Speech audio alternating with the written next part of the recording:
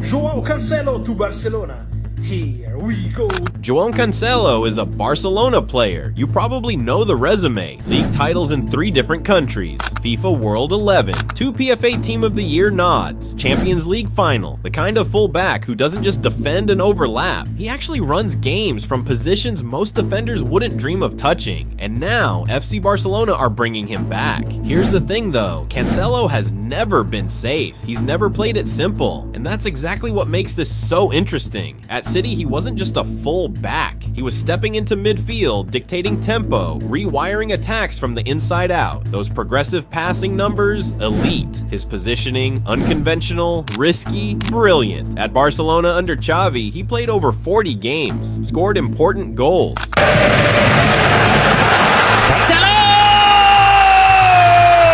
Set up crucial assists, delivered in the Champions League when it mattered, until one mistimed challenge in a quarterfinal changed everything in seconds. That's always been the deal with Cancelo, massive influence, razor-thin margins, and now he's coming back to a very different Barcelona. This isn't Xavi's possession-heavy, control-obsessed side anymore. This is Hansi Flick's Barcelona. Faster, higher, more aggressive. A system that presses hard, defends high, and leaves you brutally exposed if you're even half a second late. So here's the question. What happens when you put one of football's most attack-minded, risk-taking full-backs into one of Europe's most unforgiving tactical setups? Does he become the weapon that unlocks everything for Flick, or the weak point every opponent circles on the tactical breakdown? Because this isn't just another transfer, it's a bet. A high-stakes tactical gamble that could shape Barcelona's entire season. And honestly, that's what makes it fascinating. João Cancelo isn't the kind of player who just fits into systems and does his job. His career tells a more specific story. Every time football changed tactically, Cancelo moved closer to the heart of it. Cancelo learned his trade in Portugal, but he became himself somewhere else.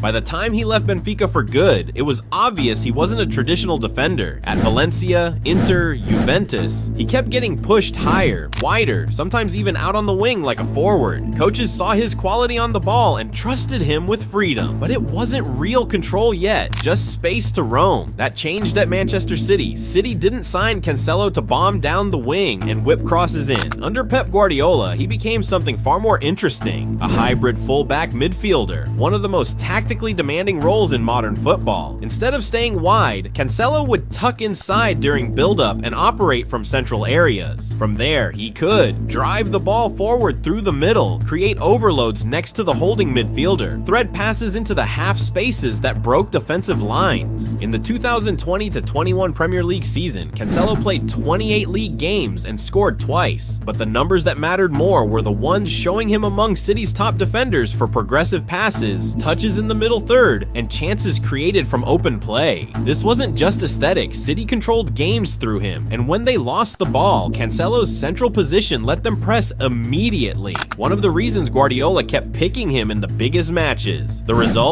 Premier League title, Champions League final, PFA Team of the Year 2020-2021. The next season, 2021-2022, he went even further. 36 Premier League appearances, a goal, multiple assists, another PFA Team of the Year selection, and a spot in the FIFA FIFPro World 11. By then, people had stopped calling him a right back. He was a game controller who just happened to start from the back line. And that matters, because it explains everything Barcelona would later see in him. Even at his best, Cancelo was never cautious. His strengths, aggression on the ball, composure in tight spaces, ambitious passing, naturally left him exposed when he didn't have it. At City, those risks were hidden by elite counter-pressing, a compact defensive structure, and near total control of the ball. But once those conditions weakened, the cracks showed. After the 2022 World Cup, his minutes dropped. City started favoring players who prioritized discipline over creativity, so Cancelo left, first Bayern, then Barcelona. When Cancelo joined Barcelona on loan for the 2023-24 season, Xavi Hernandez knew exactly what he was getting. Not a defender to shut things down, a player to tilt games forward. Cancelo played 42 matches across all competitions, starting at both right back and left back. His numbers reflected his role: 2 La Liga goals, 4 La Liga assists, goals and assists in the Champions League, La Liga Goal of the Month, September 2023. But more than the stats, it was how he played that stood out. Under Xavi, Cancelo was an interior passer in build-up, a late runner into the box when Barcelona camped in the final third,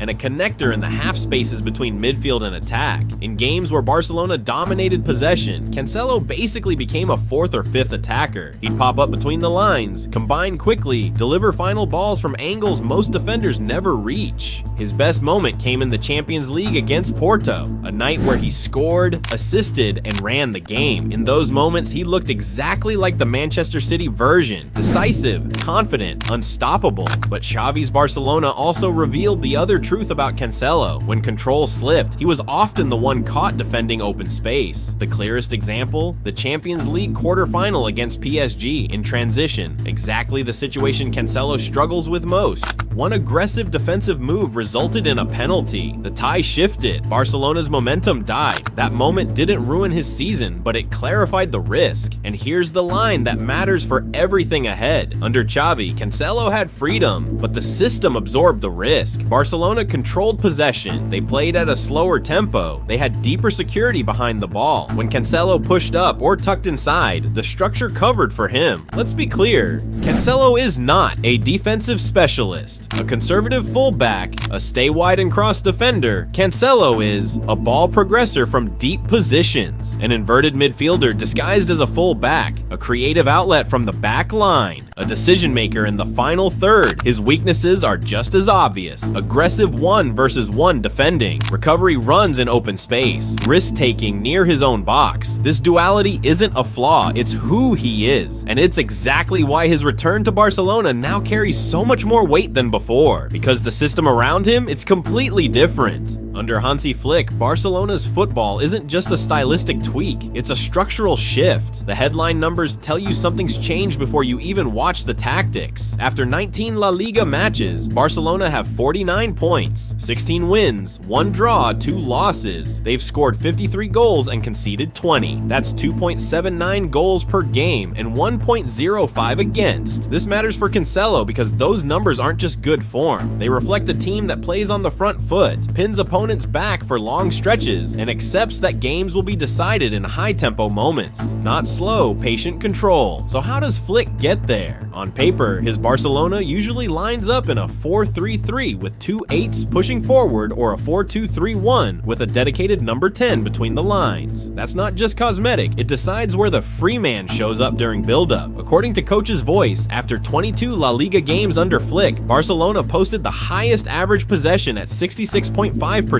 ahead of Real Madrid's 60.7%. But crucially, their buildup isn't just about circulating the ball wide. It's about finding those interior pockets, the 8s in a 4-3-3 or the 10 in a 4-2-3-1. So the idea is dominate the ball, but use that dominance to access central spaces, not just play safe passes around the edge. And that's where fullbacks stop being support players and become structural engines. When teams write 4-3-3 or 4-2-3-1 on a tactics board, they're naming the defensive shape. In possession under Flick, it's about how Barcelona create a stable platform to attack without losing control when things break down. The Football Analyst's breakdown of Flick's Barcelona points to 2 core principles. First, rest defense centralization. Flick wants many players close to the center, so that if Barcelona lose the ball, multiple players are already positioned to counter-press and shut down passing lanes. Second, immediate counter-pressing. When possession is lost, the nearest 4 or 5 players immediately jump to win it back and disrupt the opponent's transition. That's how Barcelona can play aggressive football without collapsing every time they lose the ball,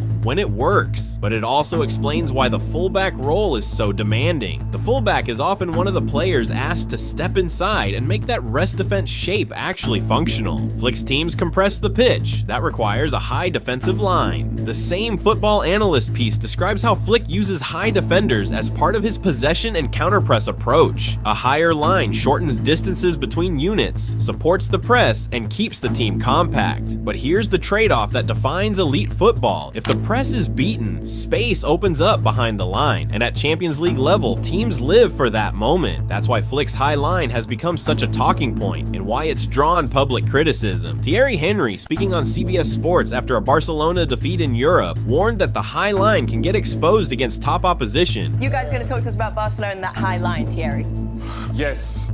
Like, you can't win the Champions League like this. It's very difficult. And explained how well-timed runs can repeatedly create clear chances. This matters for Cancelo because he's not a conservative defender. If you're defending 40 meters from your own goal and you lose one duel, the consequences are massive. In Flick's Barcelona, a fullback is asked to do 4 jobs at once: provide the structural choice, stay wide or tuck inside, help build rest defense, be part of the anti-counterattack platform, trigger the counter press, react immediately when possession is lost, defend the worst space in football, the wide channel behind a high line. If the fullback is late on any one of those, the whole system stretches. This is why Cancelo matters more now than he did under Xavi. Under Xavi, Cancelo's freedom was cushioned by slower tempo and longer spells of positional security. Under Flick, the tempo is higher and transitions happen faster, so Cancelo's choices carry higher stakes. Cancelo's defining trait, what made him elite at Manchester City and valuable at Barcelona, has always been this: he can step into midfield and play like a controller. In Flick's framework, the most valuable passes are into those 8s and 10s pockets, the exact zones Coach's voice describes Barcelona searching for.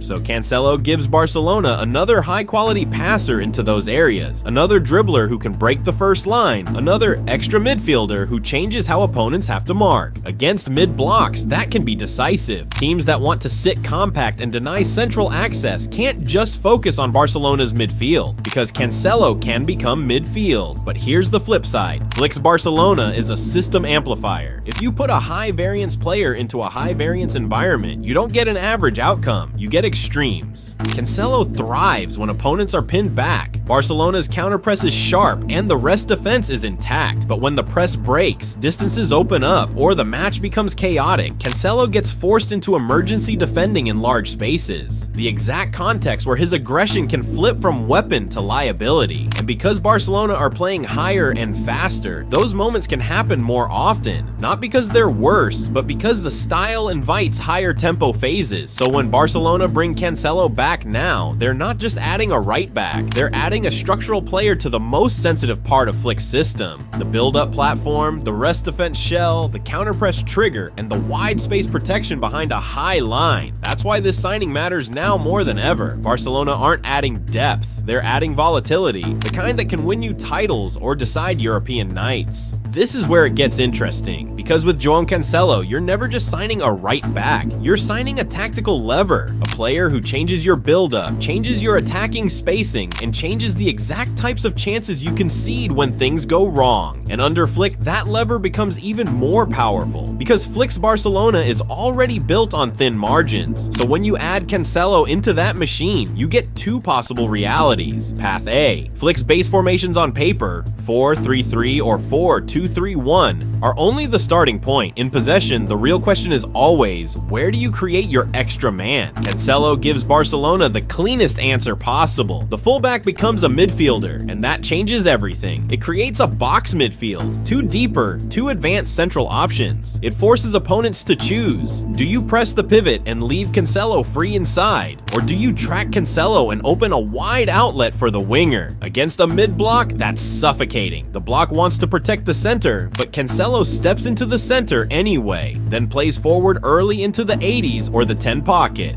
He also changes the right side from wing play to half-space dominance. Most teams defend Barcelona by preparing for wide progression to the winger, then a cross or cutback pattern. Cancelo disrupts that predictability. Instead of receiving wide and going down the line, he receives inside the half space, between the opponent's winger and central midfielder, closer to the danger zone where the next pass becomes a real chance. That's where he becomes dangerous. Quick wall passes, disguise slips into runners, switches that move the block before it can set. This is why his best version never looks like a defender. He looks like an extra playmaker. And here's the crucial part. Cancelo increases Barcelona's chance volume without adding another attacker. A team can prepare for Lewandowski, for the wingers, for the attacking midfielders. It's much harder to prepare for a fullback who arrives as the late extra man, especially in Flick's faster attacking rhythms. Cancelo did this under Xavi too. 42 appearances, consistently involved with league output and decisive European moments. The point isn't just he contributed, it's how he contributed by appearing in spaces defenders don't assign.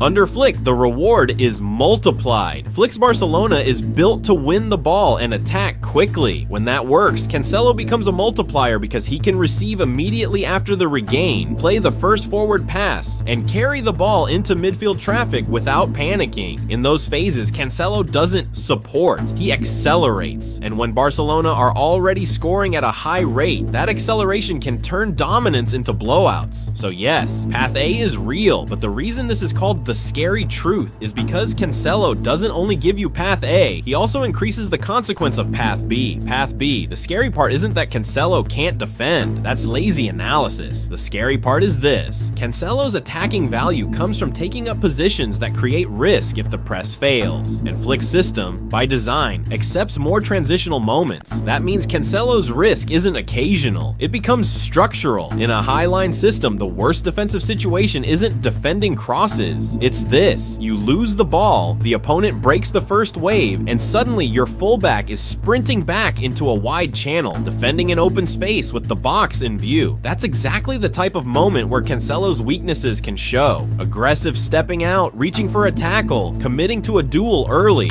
And in elite football, one mistimed action becomes a penalty, a red card sequence, a goal that flips the whole tie. Barcelona lived this in Europe last time. That's not theory, that's evidence of the volatility profile. Here's the key mechanical truth: if Cancelo is used as an inverter or a high interior full back, Barcelona become more dependent on successful counterpressing, correct rest defense spacing, and immediate ball pressure after loss. Because if those three fail, the space behind Cancelo becomes the opponent's target, and top teams don't need 10 attempts, they need 1. This is why Cancelo is such a high stakes signing. He raises your ceiling, but he also raises the cost of a failed press. Opponents will design game plans specifically to isolate him. At the highest level, coaches don't play against Barcelona, they play against weak points in Barcelona's structure. With Cancelo in the 11s, scouting report becomes obvious. Lure him inside or high, bait a turnover, switch quickly into his channel, force him into emergency defending. Even mid-table teams can execute this with one pattern: win it, bounce pass, diagonal into the wide channel, cutback zone. That's where Flick's highline and Cancelo's adventurous positioning collide. And here's the part most fans miss: Cancelo is not equally risky in every match. He's most risky when Barcelona are leading and becomes slightly less intense in the press, when they're chasing a goal and commit numbers forward, when fatigue sets in and the counterpress becomes late, or when the opponent has fast wingers and direct runners. In those matches, Cancelo becomes a pressure point, not because he's bad, but because the system asks him to defend the most exposed space in football. This isn't about effort, it's about margins. That is the scary truth. Cancelo is a player who can create winning advantages. A midfielder from full back, extra chance creation, unpredictable overloads, faster progression. But the exact same traits can produce match-defining danger. One transition, one duel, one mistimed step, one tackle in the wrong moment. And under Flick, where the line is higher and the tempo is faster, the margin for error gets thinner. This is the credibility layer, the difference between a hype video and a tactical documentary. If Barcelona want Cancelo's upside without the collapse risk,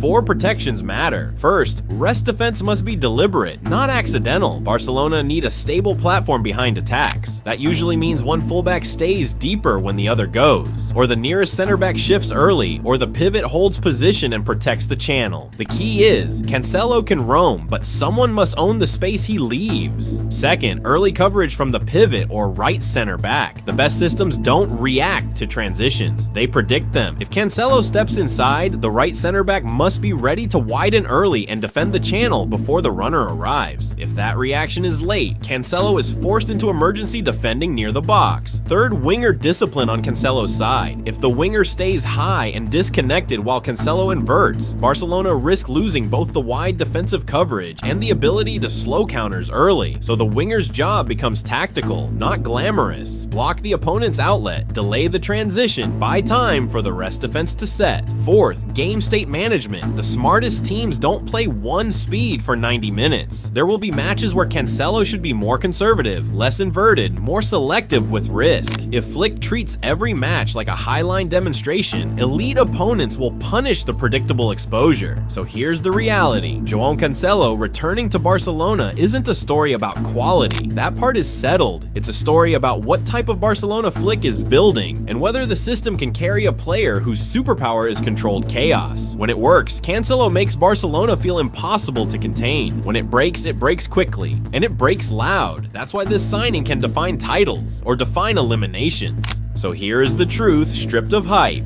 João Cancelo is not a mistake signing, but he is also not a safe one. He is a system amplifier. In the right conditions, Cancelo elevates Barcelona's football. He adds an extra midfielder without changing the team sheet, accelerates ball progression, and unlocks defensive blocks that suffocate most attacks. In those moments, Barcelona looks sharper, faster, and far more dangerous. But under FC Barcelona's current identity, high tempo, high line, aggressive pressing, the margins are thinner. The same freedom that creates dominance can also create exposure. One broken press, one late recovery, one duel in open space, and the entire game can tilt. That's the trade-off Barcelona are choosing under Flick: a higher ceiling, a higher risk. If the structure protects him, Cancelo can define Barcelona's season in the best possible way. If it doesn't, he becomes the pressure point opponents will attack relentlessly, and that is the scary truth about João Cancelo's return to Barcelona.